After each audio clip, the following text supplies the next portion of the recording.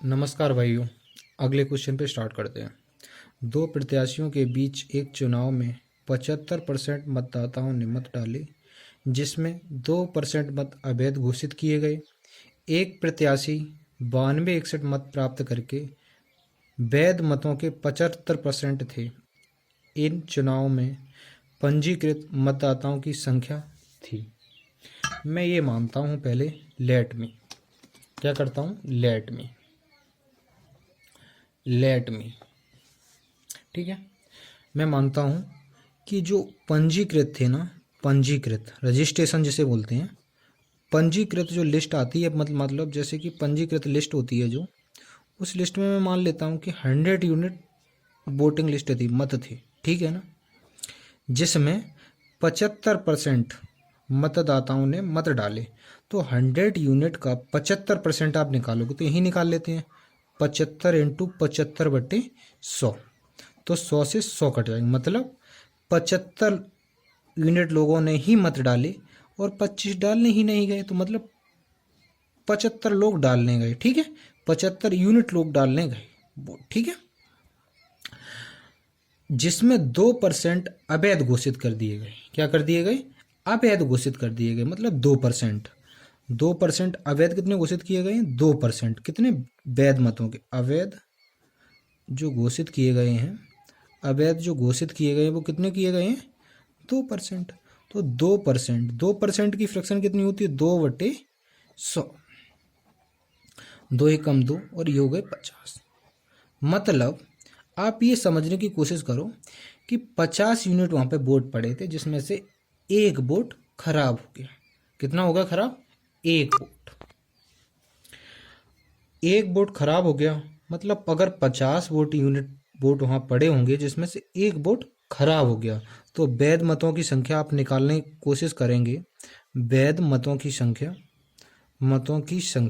अगर आप वैध मतों की संख्या निकालेंगे तो भैया टोटल मत वहाँ पे 75 यूनिट पड़े हैं, जिसमें से एक खराब हो गया, तो 75, एक खराब हो गया तो 50 में से एक खराब हो गया, तो 49/50 ही तो बचे वैध मत, ठीक है। सेम मेथड लगाते हैं, जैसे जब आप प्रॉफिट एंड लॉस पढ़ोगे, मैं समझा देता हूँ थोड़ा सा एग्जाम्पल।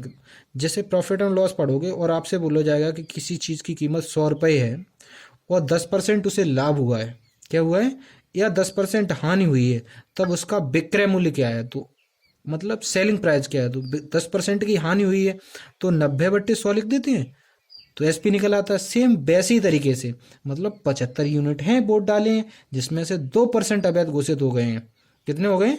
2%। 2% का मतलब 1/50, जिसमें से एक खराब हो गया है। क्या खराब हो गया? तो 49/50 वैध मत। तो वैध मतों की संख्या कितनी आई? 49/50। तो 25 तियो 75 और 25 दूनी 50। तो वैध मतों की संख्या कितनी आ गई? 3 × 49/2।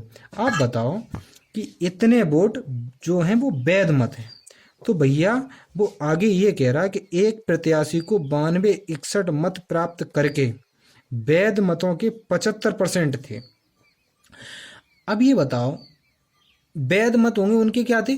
75% एक को मिले, ठीक है, तो एक को 75% मिल गए, तो दूसरे को कितने मिले होंगे? 25% मिले होंगे। सीधी सी बात बोलें कि भैया जो विनर होगा ना, विनर को कितने मिले होंगे? 75%। और लूजर को कितने मिले होंगे? जो हार गया होगा उसे मिले होंगे 25%, ठीक है, मैं यहाँ कर देता हूँ, 25% मिलेंगे। अब वो लैंग्वेज में ये कह रहा है कि एक प्रत्याशी 92-61 मत प्राप्त करके वैध मतों के 75% हैं। वैध मतों के, वैध मत कितने हैं?